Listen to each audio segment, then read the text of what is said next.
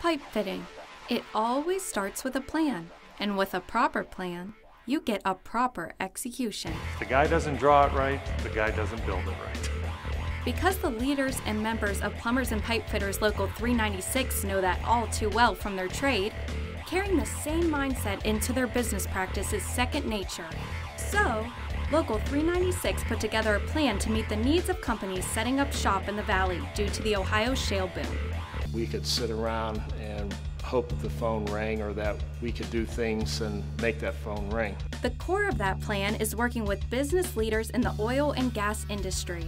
Local 396 listens to each company's requests and learns their requirements, such as specific welding procedures and safety certification. What we're trying to do is build partnerships, desire to working with people. They're very pleased and very happy with our professionalism and the fact that what we're trying to do is a win-win situation for both of us.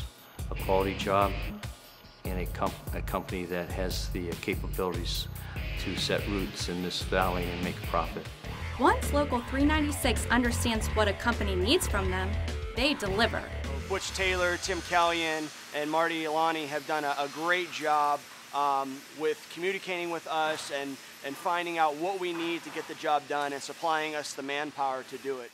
They recognize that we are in an industry that moves very quickly, so they're moving very quickly to adapt to the needs of the oil and gas industry. Just how fast does a job move in oil and gas? Yeah, it's definitely a 1, 2, 3 process.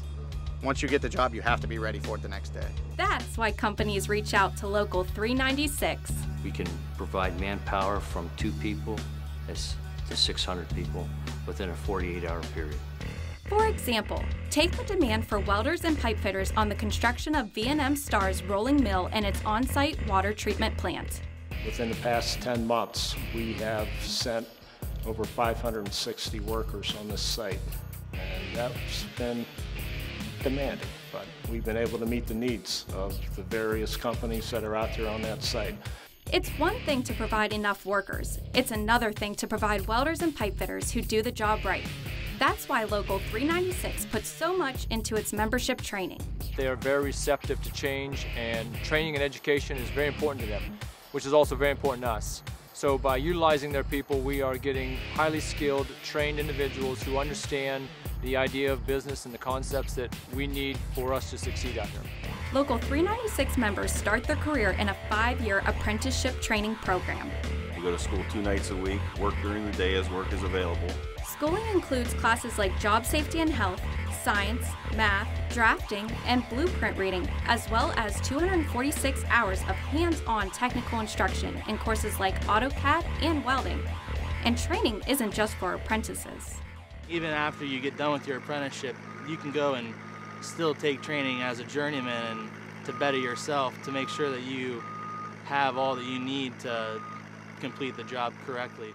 We continually add classes for any of the upcoming things that are new in the industry.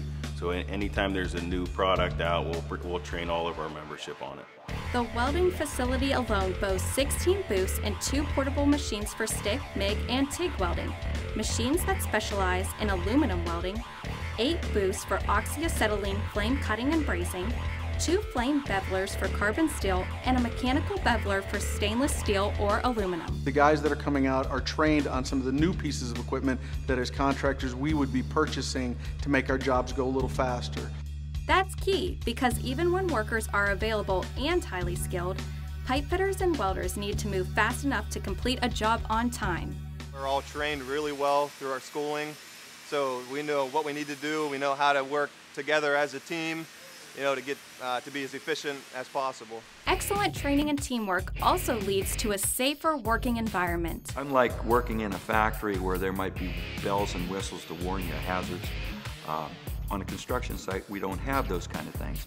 So you have to be cognizant of the fact that you have to always ask yourself, is what I am doing safe, or am I doing it as safely as possible? And, as every company and contractor knows, the safer the workers, the more likely a job will be finished on time. An injury in our work is a lost time injury, not only to the individual, but also to the contractor and his peers that he's working with.